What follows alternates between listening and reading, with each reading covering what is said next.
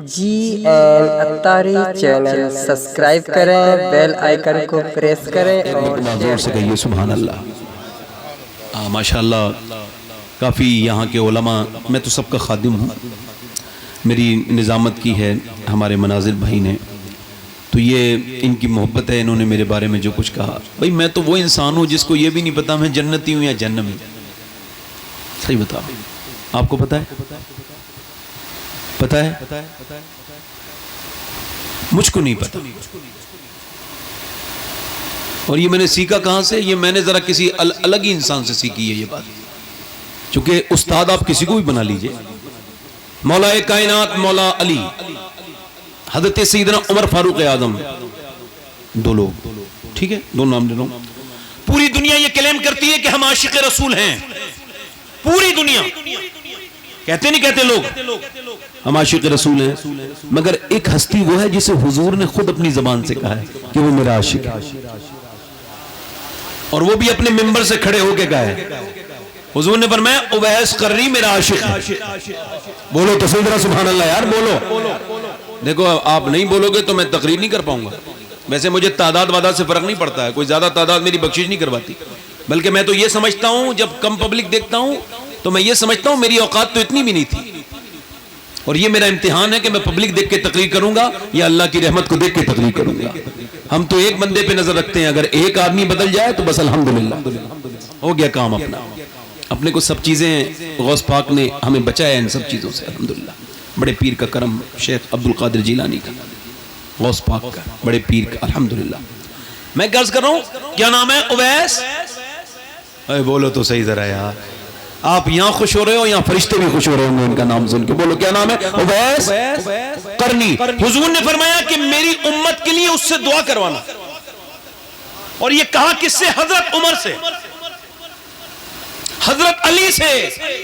کیا آپ کو حضرت علی کی دعاؤں میں کوئی شک ہے؟ ذرا بولیں تو صحیح ذرا یار، حضرت عمر کی دعا میں کوئی شک ہے آپ کو؟ فرمایا کس سے دعا کروائیں؟ بولیں تو صحیح ذرا یار، کس سے؟ اب یہ لوگ حضور کے وصال کے بعد حضور کا جبہ لے کے گئے، اور حضرت اویس قرنی نے اپنے دانت توڑے تھے۔ بعض لوگ اس پر اعتراض کرتے ہیں، تو میں کہتا ہوں مولانا جامی کو مانتے ہو؟ عبد الرحمن جامی؟ تو وہ کہتے ہیں ہاں۔ میں نے کہا انہیں پڑھیں، اعلیٰ حضرت جیسے اردو میں ہے نا ویسے فارسی میں عبد الرحمن جامی ہے۔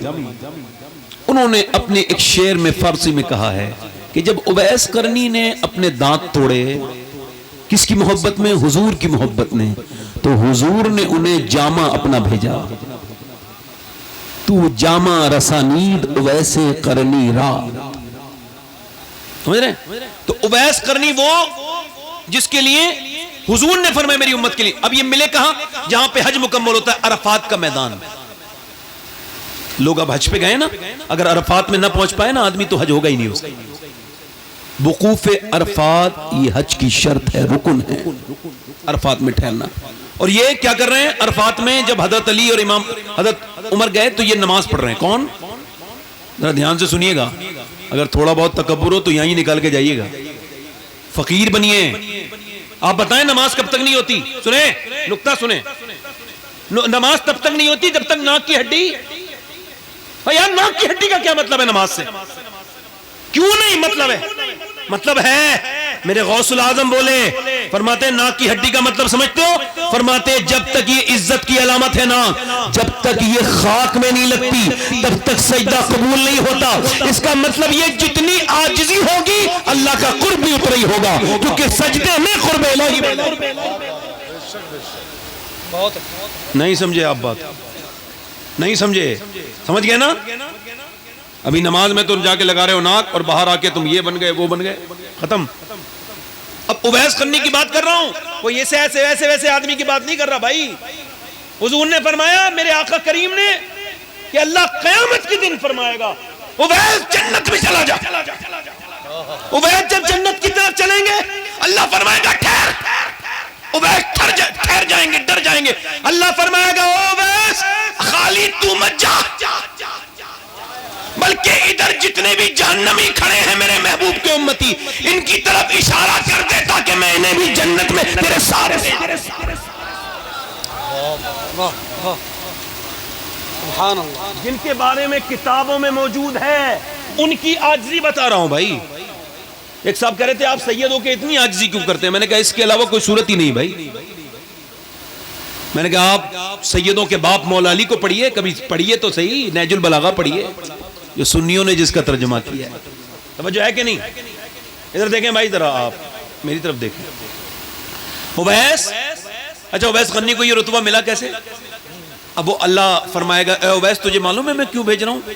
اس وجہ سے کہ تو اپنی ماں کی خدمت کرتا تھا. اچھا اویس قرنی حضور سے ملنے آئے تھے ایک بار مدینے، مگر مل نہیں پائے. اچھا ایک بار بتاؤ، توجہ کرو ذرا، کوئی مدینے جا کے ایسا انسان ہے جو گنبد خضرا نہ دیکھے؟ ذرا بولو تو صحیح یار، ہیں؟ ادھر تو دیکھیں، کوئی ایسا انسان ہے جو گنبد خضرا نہ دیکھے مدینے جا کے؟ اویس قرنی گئے. داتا لاہوری لکھتے ہیں کشف المحجوب میں گئے، جا کر کے دروازے پہ دستک دی. اما عائشہ نے پوچھا کون ہے؟ لگے ایک غلام ہے، ایک خادم ہے. کیا اللہ کے محبوب تشریف رکھتے ہیں؟ کہا نہیں نہیں حضور تو کہیں باہر گئے ہیں. کب تشریف لائیں گے؟ کل تشریف لائیں گے. داتا صاحب کہتے ہیں دروازے پہ ہاتھ رکھا تھا، مگر ہاتھ نیچے کو آ رہا تھا اس سے پہلے دروازہ بھیگنے لگا حضور کا. کائی سے؟ اویس کے آنسو گر رہے تھے. کہنے لگے فرما دینا ایک غلام آیا تھا، مگر چونکہ ماں سے وقت کم ملا ہے، ماں میری کیا ہے؟ پیرالائسس ہے، وہ فالج میں ہے، تو ماں سے وقت کم ملا ہے. ماں سے جو وعدہ کر کے آیا تھا اگر حضور کی انتظار تک رکا تو ماں سے وعدہ خلافی ہو جائے گی، تو میں جا رہا ہوں. اللہ اکبر. جب اویس گئے ہیں، حضور آئے ہیں، سرکار کو جب یہ بتایا گیا ہے تو میرے نبی منبر پہ گئے. مسلم شریف کی حدیث ہے، کھڑے ہو کے فرمایا لوگوں میرا ایک عاشق ہے، اس کا نام اویس قرنی ہے. حضرت علی پیچھے بیٹھے. اچھا میں کوئی الگ ہی رنگ میں تقریر کر رہا ہوں آج، دل لگ رہا آپ لوگوں نہیں لگ رہا؟ سمجھ آ رہی نہیں آ رہی آپ کے؟ کچھ لوگ کہتے ہیں آپ بہت طاقت سے بولتے ہیں. میں نے کہا طاقت ہے تبھی تو بولتے ہیں بھائی، کیا کریں بتاؤ، کیا کہیں ان سے، ہے نا؟ اب توجہ ہے کہ نہیں؟ یہ بھی اللہ کی شان ہے. اب ایک کوا خود تھوڑی بولتا ہے بھائی، فاعل حقیقی تو وہی ہے نا اللہ، مؤثر حقیقی اللہ ہے. کوے کی اپنی کوئی آواز نہیں اور کوئل کی بھی اپنی کوئی آواز نہیں. اب اگر کس کوئل کو کوے کو کوئل سے حسد ہے تو وہ اپنے آپ سے نہ اس سے نہ کرے، وہ تو اس سے کرے جس نے بنایا ہے. خدا سے لے لڑائی وہ ہے موتی، اور نبی قاسم ہے تو موصل ہے یا غوث. اعلیٰ فرماتے ہیں مجھے بخشا انہیں محروم رکھا، میرا کیا جرم؟